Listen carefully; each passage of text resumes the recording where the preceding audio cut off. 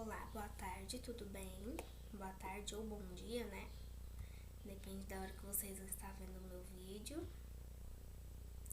Mas vamos lá dar continuidade aos trabalhos. Pessoal, hoje nós vamos ter aula de Geografia e História, tá? 1/9/2020. Páginas de História vai ser de 202 a 223, tá? Eu vou fazer nesse meio caminho uma revisão, né, com algumas coisas. E vocês me acompanhem que vão ter mais atividades também. A gente vai dar continuidade aos estudos sobre a África, né? Lá na página 202 vamos responder as atividades que está pedindo, né? Lembrando que nas outras páginas a gente lê um texto, né? Iniciamos um texto sobre a gastronomia africana. Eu pedi para vocês fazerem um textinho para mim, lembra?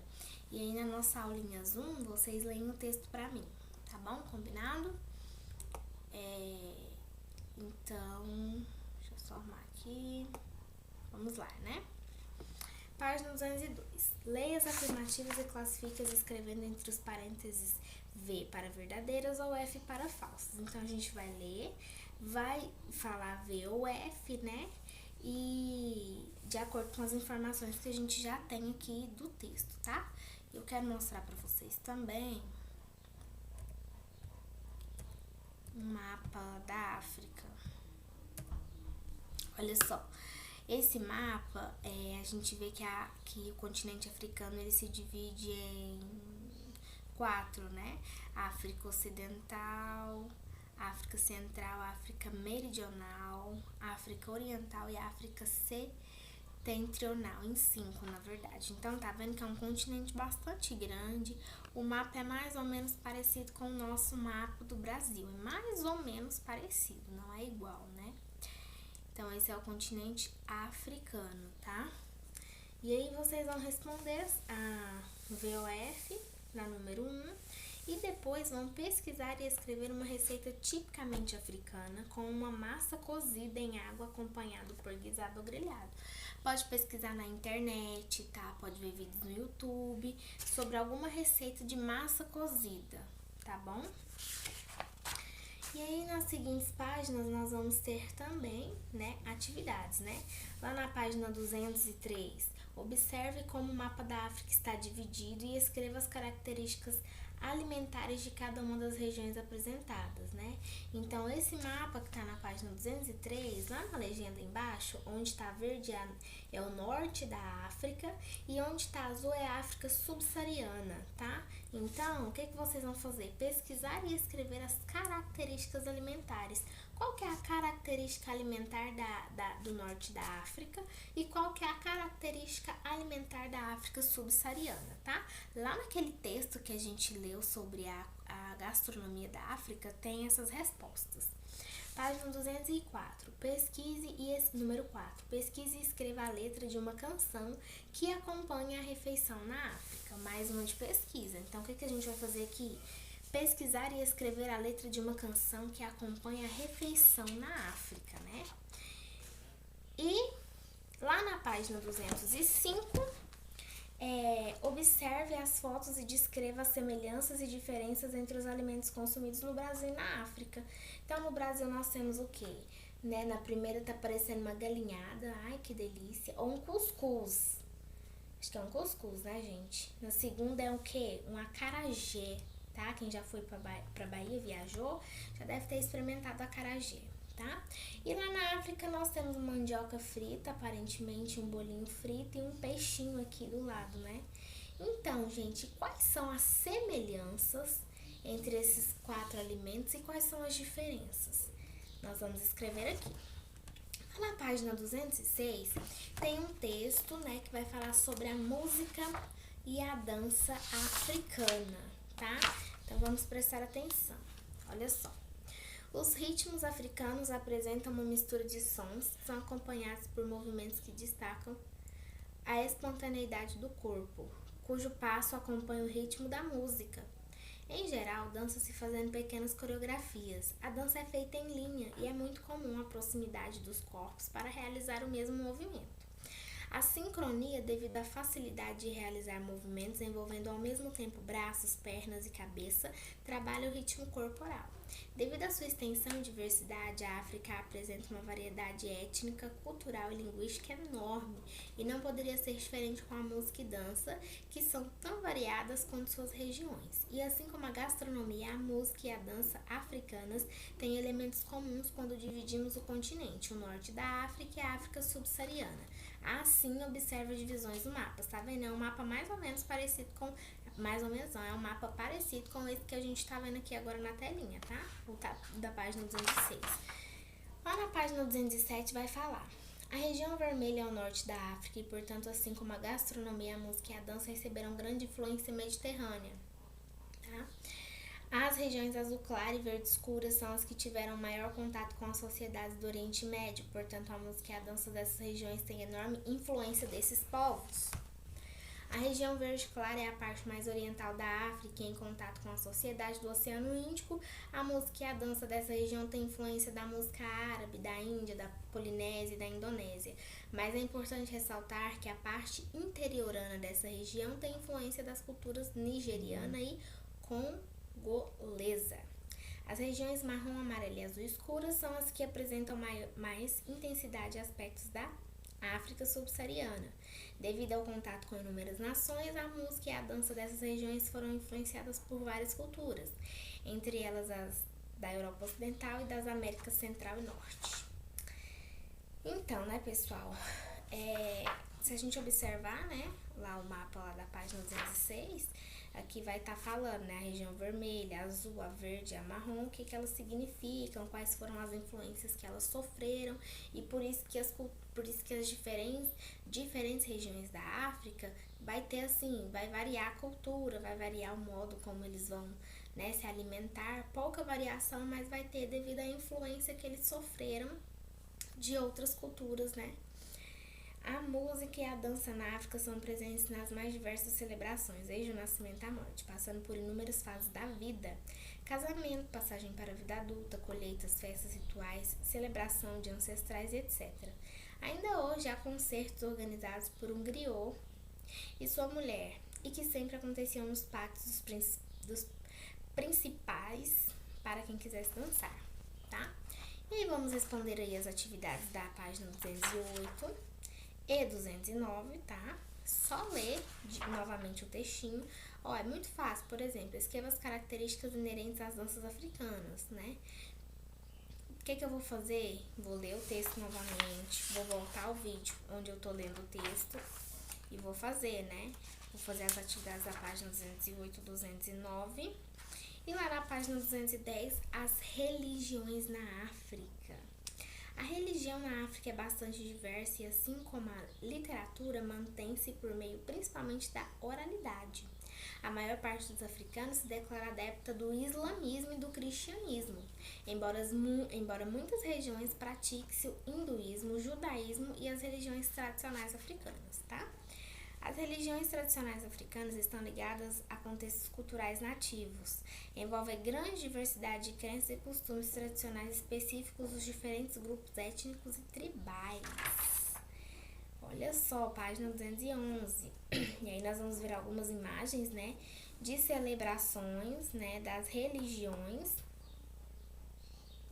da cultura africana, tá bom? E aí a gente vai ler agora mais um pouquinho. Em geral, essas religiões buscam a compreensão de um ser divino, um Deus supremo, e pequenas diferenças podem ser percebidas na forma como entendem o sobrenatural, que se reflete em suas práticas e rituais distintos. São comuns ensinamentos por meio de histórias nos quais Deus, o seu Filho, que viveu entre os homens, voltou para o céu quando ofendeu-se por algo que os homens faziam.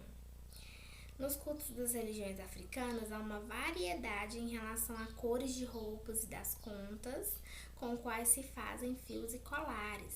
Além disso, variam as línguas empregadas nas orações, rezas ou loas, e também nos cantos e cantigas. A religião na África envolve os diversos aspectos culturais estudados: a economia, a música, a dança, a literatura, com a tradição oral. depois de ler esse textinho, o que nós vamos fazer? Lá na página 212, responder, né? Vocês vão pesquisar aspectos defendidos pelas doutrinas de cada uma das religiões apresentadas, né? Então, nós vemos que lá na África, eles têm diversas religiões, como aqui no Brasil também nós temos.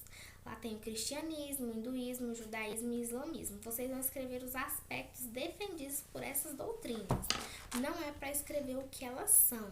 Por exemplo, o que o cristianismo defende? O que o hinduísmo defende? O que o judaísmo defende, né? E o que o islamismo defende, tá?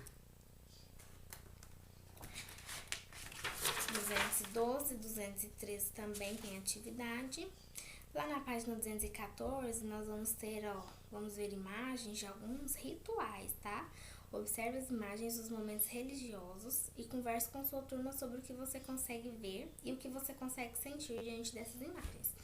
Então, pessoal, aqui nós temos, né, diferentes imagens sobre rituais, momentos religiosos. Lá na primeira imagem é um candomblé, né? Lá embaixo nós temos o catolicismo, depois o xamanismo, que é dos índios, né? E o islamismo, tá? Tá vendo que cada assim, o que a gente pode ver aqui, todos eles buscam servir a um Deus, né? No candomblé, no islamismo, no catolicismo, no xamaísmo, todos têm em comum buscar a Deus, né? E assim, a gente pode perceber as formas como eles se vestem, como eles estão fazendo os rituais religiosos aqui, né? Como cada religião se comporta. É muito interessante a gente poder observar essas imagens, né? E tirar as nossas conclusões. Não existe religião certa e nem errada. A gente tem que respeitar a religião de cada pessoa. Lá na página 215 a 216, vai ter um texto sobre heranças africanas, tá? Vocês vão ler esse texto sobre heranças africanas e depois vão responder as atividades da página 217. E lá na página 218 nós temos o quê? Imagem de escravos, né? Observe imagens da vida dos escravizados no Brasil e escreva sua opinião sobre esses acontecimentos históricos. Eu penso que na última aula, Zoom, a gente falou um pouquinho sobre os escravos, né? Então, o que vocês vão fazer? Ler o texto, né? Heranças africanas, responder as atividades da página 217 e depois observar essas imagens e vocês vão responder o que vocês acham, né? O que vocês achavam dos acontecimentos históricos com os escravos, né? Era uma vida legal que eles levavam? O que vocês acham que eles faziam, né? Os escravos trabalhavam muito e na primeira imagem a gente vê um escravo sendo apanhado, né? Ele tá apanhando aí no tronco.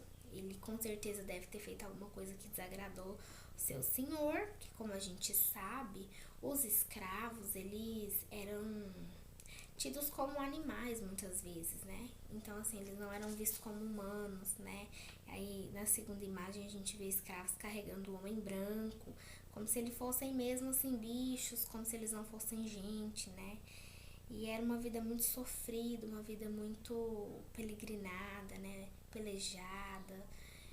Graças a Deus, acabou-se a escravidão no Brasil, mas, assim, deixou alguns requisitos muito cruéis, né? Com os povos negros, né? Que até hoje sofrem de racismo devido à época da escravidão. Muita gente hoje pensa que o negro, ele ainda é escravo, ele ainda é um ser inútil, sendo que o que difere é apenas a cor da pele. Eles são seres humanos, nós todos somos iguais, só o que nos diferencia é a cor da pele, tá, gente? Infelizmente, o pessoal negro sofre muito racismo, muito preconceito por conta dessa época aqui da escravidão. Na página 219, nós temos a gastronomia indígena. Então, nós já vamos encerrar o assunto da África e falar da gastronomia indígena. Olha só. Os nativos que viviam no Brasil antes da chegada dos portugueses, isso antes da escravidão, antes dos negros, tá? Os nativos que viviam no Brasil antes da chegada dos portugueses conheciam diversos temperos e técnicas de cocção. Pisar, moquecar, espremer, peneirar, ralar, curtir ou curar, conservar e fermentar, principalmente as bebidas. Assar, sempre enrolando a comida em folhas de palmeira ou bananeira. Utilizavam uma variedade de utensílios feitos da madeira, cerâmica, barro, pele de animais ou cascas, né? E aqui a gente vê alguns utensílios que os indígenas usam ainda, né? Para cozinhar. O pilão a gente usa ainda no nosso dia a dia, né? A cuia também.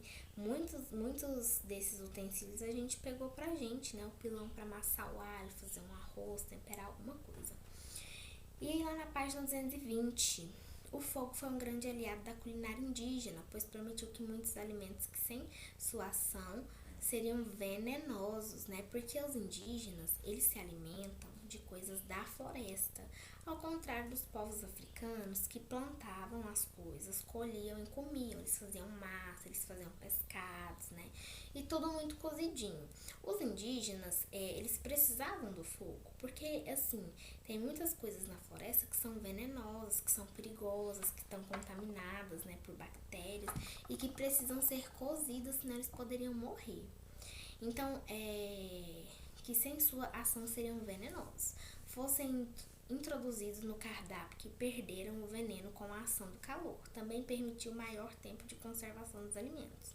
Alimentação à base de mandioca, frutos, carnes, peixes, moluscos e crustáceos. Como a mandioca, eram feitos inúmeros alimentos, pois era utilizada de maneira variada, na forma de massa com pimenta, conhecida como arumbê, na forma de mingau, conhecido como indizinho, e na forma de pão redondo com recheio de amendoim, conhecido como canapé. Na forma de bolo com carne, conhecido como paparuto, e também em bebidas com quipu, o chibe e o caxiri, que eram fermentados.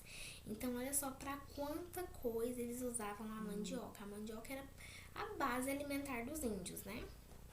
O milho também era bastante usado como fonte de energia e era consumido verde, assado, moído em diversas receitas de bolo, curau, pamonha, mingau e em bebida fermentada, né?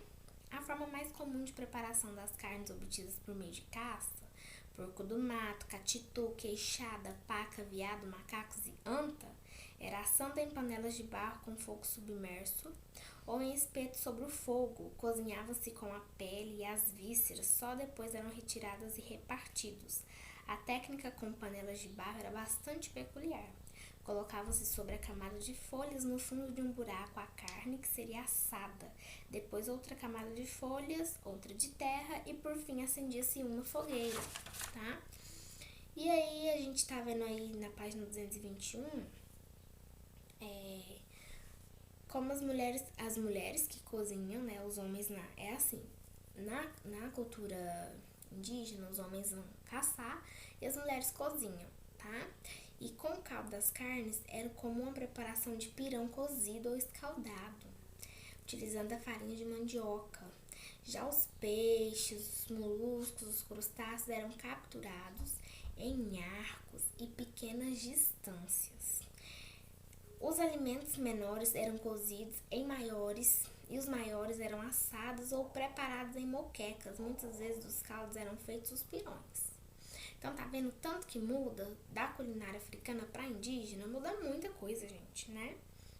Lá no finalzinho, a culinária indígena era rica e variada e suas contribuições e heranças estão até os dias de hoje no cardápio brasileiro. Né? O que a gente come, assim, que os índios faziam? A farinha de mandioca, a tapioca, né? Então, assim, tudo herança dos indígenas, tá? Lá na página 222 e 223, vocês vão responder as atividades, tá? Super fácil, qualquer dúvida, volta o vídeo, assista novamente, lê novamente o texto para responder. Então, pessoal, hoje nós encerramos, né, em história, sobre a cultura africana e nós iniciamos o que? A cultura indígena, tá? Falando o que? Sobre a culinária indígena, Por isso que foram tantas páginas. E agora nós vamos para a página de geografia para finalizar o nosso vídeo. Tá acabando. Geografia é pequenininho, tá? Página 138 do 145. Nós, em geografia, nós vimos sobre o que na última aula? Foi sobre escala, mapa, né, representação e a utilização da linguagem cartográfica, né? Então, nós vimos o mapa, a escala, a planta, né? Como que faz a redução de uma escala. Eu creio que nós fizemos atividade da página 138 e 139. Se não fizemos, eu tô passando agora pra gente fazer. Tem também atividade lá na página 140 e 141. E lá na 142, os estudos sobre escala. Lembra que eu falei que a escala, ela você diminui para que o mapa ele possa aparecer legível. E quanto maior for o número da escala, maior vezes o mapa ele foi diminuído, né? E aí nós temos também a escala gráfica, que ela é feita com a régua, correto? Então, vocês vão ler novamente e vão responder também as atividades da página 144 e 145, tá? Próxima aula de geografia, o que nós vamos falar? Sobre as coordenadas geográficas e as zonas climáticas. Então, essa aula de geografia de hoje é basicamente uma revisão do que a gente viu, né? Sobre as representações e a utilização da linguagem cartográfica. Vocês vão ler novamente, eu li com vocês, tá? Vocês vão ler novamente e responder as atividades da página 138, 139, 140 e 141, tá? E na página 142 é escala. Nós temos a escala numérica e nós temos a escala gráfica, né? A gráfica ela é reduzida com uma régua. Vamos ler novamente e fazer as atividades da página 144 e 145, tá? Então é isso, pessoal. Hoje foi aula de História e Geografia. A de Geografia é mais uma revisão, né? Na próxima aula que nós vamos começar um conteúdo novo. História nós já encerramos os povos africanos e começamos os povos indígenas, tá bom? E vamos dar continuidade ao nosso trabalho, tá?